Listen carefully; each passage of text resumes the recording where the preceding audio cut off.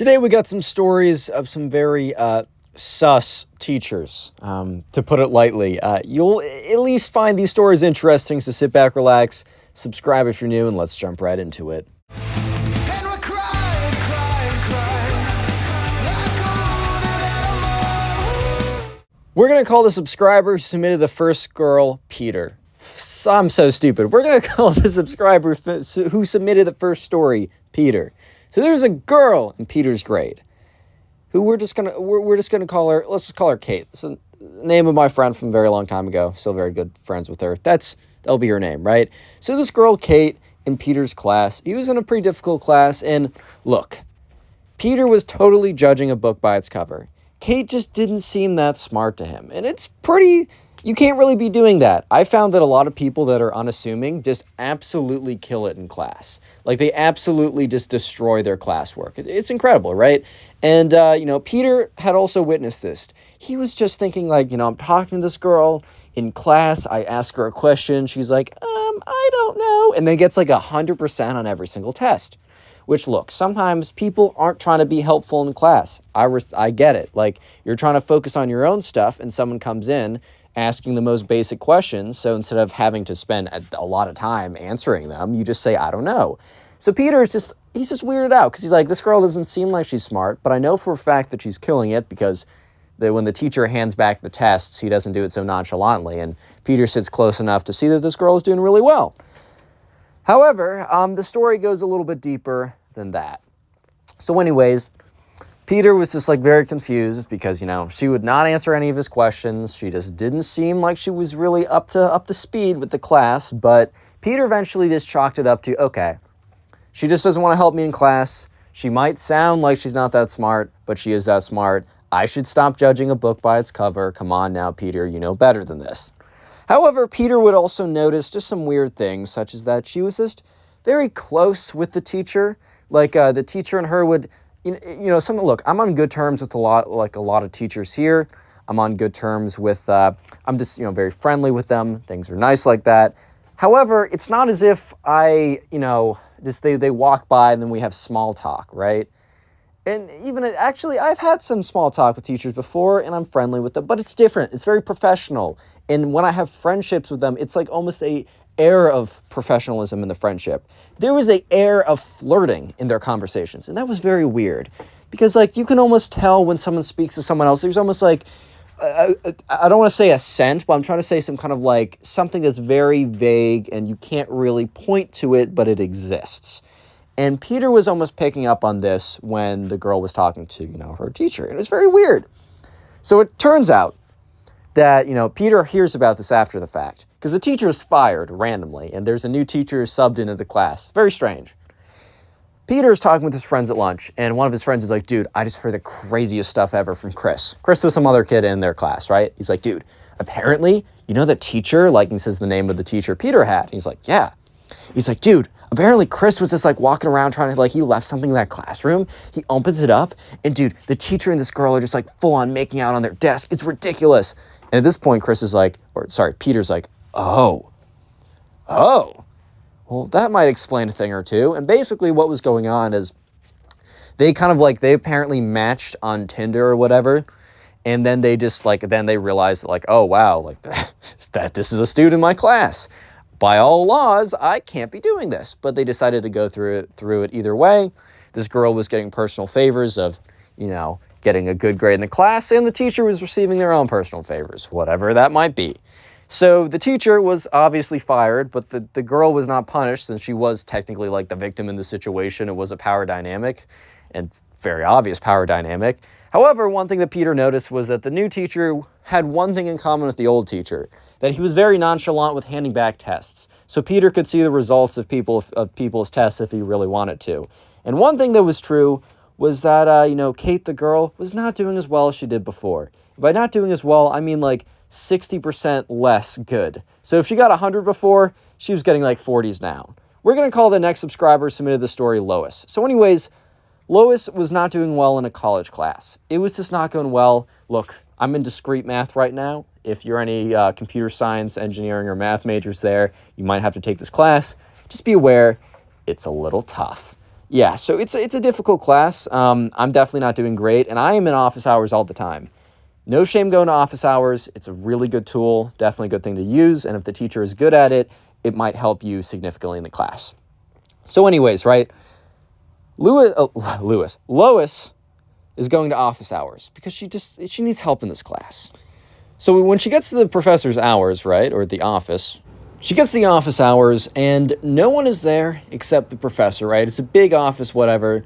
He looks over and is like, "Oh, Lois, come in." Lois was even surprised that this professor knew her name because it was a pretty big lecture class. There was a lot of people there, and it wasn't a small, tight-knit classroom environment that you might expect the teacher to know your name. She was a little taken off guard by that, just by looking at her, knew who he was, but she also sent him an email saying, "I'm coming," so maybe he was prepared that way. Who knows, right?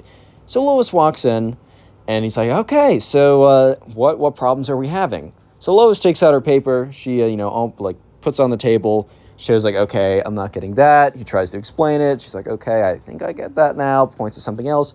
For about 20 minutes or so, they just go through like all the things that Lois isn't understanding, the problems she's having, all the stuff right like that, right? And eventually the teacher goes on to explain, or he says something that is a little bit weird. He says, "So Lois, I see that this class is very difficult. This class is hard. It's hard for a lot of other students too. And I don't know if you're trying to go to grad school, but I understand you need a pretty good grade in this class. Look, and I can't just give out a grade to someone, even if I know they're trying. That I can't give you an A if you're not doing A work." And Lois kind of looks at him and says, "Yeah, I understand.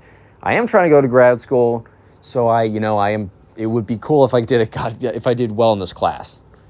And that's when the teacher says something that's a little red flag, right? He says, "So, Lois, there's actually multiple ways. There's many ways to do well in my class. There's many ways. Some students, just perform well, but other students can't perform well. I'm sure you're very bright, smart, but you're not a polymath. You can't do everything correctly. You can't do everything perfectly." And Lois is like, sus, but okay. And he goes on to say, "Yeah. So other students, students I really like, that I have more personal relationships with, they tend to do better in the class even if their work doesn't reflect it." And that's when the teacher goes on to basically say that if she wants to do well in the class, that she'd have to get to know him better and that she can come back to his place that Friday. Lois already knew what to do. She did not accept the offer. She said, "Oh, yeah, maybe. Okay, well, thank you. You've answered all my questions, whatever." And she immediately went to the dean's office, explained to them what happened. The dean's office went into a full-fledged investigation, found that this is not the first occurrence of something like this happening, and yeah, the teacher was fired. Goodbye, teacher. Rip Bozo. Man took the L, and man deserved the L. Guys, if anything ever weird like that, even if a teacher says something that just seems a little bit strange, always report it. There's no harm in doing so.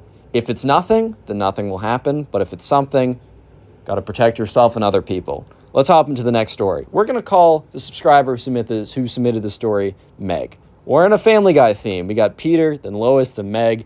Then we may or may not have Stewie for the next one. You guys will just have to wait around and figure it out. Anyways, so Meg had a friend in class who was secretly had a big old crush on the teacher or whatever. They were sophomores in college, and this teacher was a younger teacher, whatever. He was just out of he was in grad school, but somehow he still got a teaching gig, might be part-time. I don't know. He was late 20s or really early 30s, so he was still a younger guy or whatever. And Meg's friend was very beautiful and very out there, but she also would develop these crushes and romanticize and all this stuff, right? So she developed this crush on this teacher. And, she would be to Meg, very jokingly be "I can't wait until the day that, let's say, Mr. Steve, right? That Mr. Steve and I are walking down the aisle and, my dad gives me away to Mr. Steve and there's rice being thrown everywhere and the doves are going around and I can already imagine my wedding dress." And Meg is just looking at her let's keep studying, because they'd like sit around to study for the test, and then Meg's friend would literally just go into a I guess a kind of a delusional rant about how they are meant to be together and speaking about their future wedding. And Meg's just like, man, I'm just trying to prepare for this test, man. Like, why do I even study with you anymore? Well, studies with her because that's her only friend of the class. But anyways, one day, Meg is just like, Meg is kind of just sitting around, and her friend comes up to her, and her friend's like, oh my God, I found his Instagram, and like pulls up her phone, and sure enough, it is the teacher's Instagram, or it is most likely, it's his first and last name, and the profile pic looks just like him, right? So Meg is like, I don't know if you should follow that. I doubt, because it was a private account, no photos, whatever. He's like, he's probably not going to accept it. And like, if he does, that might be weird. Like, I don't know what the rules are, stuff like that, right? And so, you know, obviously Meg's friend would not listen to her and be like, well, this is my future husband, so of course. So she requests him. And Meg's like, dude, he's just going to decline the request or ignore it. Like, nothing's going to happen. 2 hours later, Meg is just sitting in her dorm room, and boom, dorm room door slams open. And she hears her friend screaming. She's like, oh my God, Meg. And she runs over, shows Meg like her phone, right? And sure enough, the teacher didn't only accept the follow request, but requested to follow back. So Meg's like, oh, okay, that's a little weird, but I guess just because he knows you're a student, I don't know. And she's like, oh my God, should I message him? And Meg's like, no. Do not message this guy. That is a bad idea. And she's like, too late. I already did. And she shows that she actually already messaged him being like, hi, I know, like, I go to school, but I'm in love with you. You're so, this like a whole ranting fangirl message. This girl might as well made an Instagram stan page for this guy, bro. She might as well have done that. But yeah, anyways, Meg's like, dude, delete that. Unsend that message immediately. Poor guy's probably already seen the notification. That's going to be so weird in class. Like, and Meg's like, oh man, I'm sitting next to you, and I'm gonna be, I'm by association by you, I'm gonna be looped in. What if he grades us both poorly for that? And like Meg's friend is not even listening. She's like, oh my God, I can already think of our wedding, whatever, right? And so later that night, Meg's friend walks into Meg's room a little bit more calmly, and she's like, Meg, I don't know what to do here. And she flips the phone around, and Meg takes the phone and looks at it, and Meg's face just drops. She's like, what? The guy responds and says, haha, I'm so flattered. Like, I'm actually free this Friday night if you want to go to the insert fancy restaurant in the area. And Meg's friend's like, I don't know if I like this anymore. Look, yeah, I get it. You had this whole fake fantasy, whatever, and then you actually go to it, and you're like, oh, this is actually kind of weird. And Meg's like, look, that's weird. Don't do it. And she's like, maybe I should, though. We are meant to be. She says that jokingly, but Meg can just tell by the look on her face that she was not a fan of how her fantasy turned into reality, right? And yeah, Meg convinced her, look, don't do it. That's weird. That's strange. And the teacher got let go later on for unrelated reasons, but they were different, like being strange reasons. So this teacher was kind of strange, and they definitely both dodged a bullet. And Meg and this girl look back on it as still like the craziest interaction they've ever had. So we're going to call the subscriber submitted the next and final story, Stewie. Stewie was a sophomore in high school. And Stewie was taking French. And I struggle with languages, so I can definitely relate to my guy Stewie here. By the way, comment Family Guy down below. Family Guy's the secret word of the day. Anyways, right, so I can relate. I took Arabic in high school, which is, I took it because it's an uncommon language to be offered in schools in the United States. I was the worst in my class. At the college I go to now, there's a language requirement, right? So I took Spanish 111, the very basic Spanish class. I thought, I'm a good student. I should know how to do that. Dude, I was the worst in the class. I got the lowest grade out of everyone. It was a disaster. If my teacher wasn't cool with me, I should have failed. He didn't fail me, not because I deserved to fail, but I didn't because he was nice. So Stewie was struggling in French, so I can relate to him. He's not a language guy. So he goes up to the office and they say, because like basically his grade got so bad that they forced him to get a language tutor. And so, yeah, sure enough, he signs up for it. He gets an email. This girl named Jessica is going to be his language tutor. He's like, okay, cool. How bad can this be? So he goes over. They decide to, like, they email back and forth or whatever. And Jessica's like, hey, my name's Jessica. I'm a senior. I'm in, like, French 4 honors. I will be your French tutor or whatever. And Stewie was, like, failing French 1 or whatever. So he's like, okay, cool. This girl knows what she's talking about. And so, sure enough, they decide to meet in the library. And they sit down. And another detail, and Stewie tells me this, like, he doesn't want to seem like an egotistical butthole, but he just says this as kind of a fact, which take this however you want. He said, you know, don't take this the wrong way, but I'm definitely not a bad-looking guy, and yeah, that's going to be important for later on. So they sit down, and, you know, the French tutor, whatever, senior girl, sitting down. Stewie's at the table. She's like she's like the official tutor for him. So they're starting the tutoring session. And Stewie is garbling over all the words, can't remember anything. I can relate to that. I feel bad for my guy. But anyways, garbling over all the words, struggling. Straight up struggling right now. And sure enough, she's like, at one point, she's like, wow, like, this is really hard for you. And Stewie's like, dude, what? She's like, so, okay, I don't know if we're going to make that much progress, so tell me about yourself. And Stewie's looking at her like, what?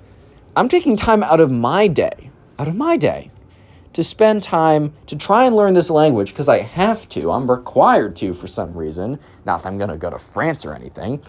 And during this time that I would wish I'd be doing something else, instead of you helping me, you're asking me to talk about myself because it's going so bad? And that's when the girl says, well, I guess more specifically, I mean, you must have a lot of girlfriends in your class, right? And Stewie's like, sus. And he's like, not right now, actually, kind of in between. And she's like, oh, really? What do you think about older girls? And Stewie's like, oh, no, dude. Yeah, so Stewie started to realize where this is going. And Stewie's like, I'm kind of cool with whatever. I really think we should get back to the French, though. I'm really falling behind. And this girl, the tutor, right, Jessica, I think that's what I called her. Jessica was like, no, Stewie, you're doing so good. I think, you know, that's enough for you today. But we still have to be here for another 20 minutes, so, yeah. What are your thoughts about older girls? Stewie's like, oh, my God, dude, what? Dude, what? Oh, my God. Yeah, so sure enough, Stewie is basically trying to, like, fiend off her attempts. She's like, oh, well, I definitely know some people. Basically talking about herself, but like, I know some people, aka some people being me. So yeah, for the next 20 minutes, Stewie just very awkwardly fiends off her attempts, tries to be like, nah, let's do some French or whatever. And sure enough, after that whole thing went down, he told his boys all about it, and they were like, that's crazy, dude, you should go for that. And Stewie's like, no. Stewie sent a request to change his tutor, says, the chemistry wasn't that good, let me try someone else. And sure enough, there was a lot of French tutors, so they just swapped it out again. And the most awkward thing happened because Stewie was in the library with his new tutor, like a couple sessions in. And this tutor was actually like, you know, this guy was like very smart. He was already into college, even though it was like, he was a senior, like he got in exactly where he wanted. He was great tutor, right? And he really understood the language and he knew how to teach it. That's very important. Not just being smart and good at it, but you know how to teach it. And Jessica, the ex-tutor, right, walks by and is like, so, Stewie, I see you threw me out in the trash for someone else. Stewie's like, aha, very funny. But Jessica keeps walking, and like the way that she said it didn't seem like she was joking. And the tutor looks up and is like,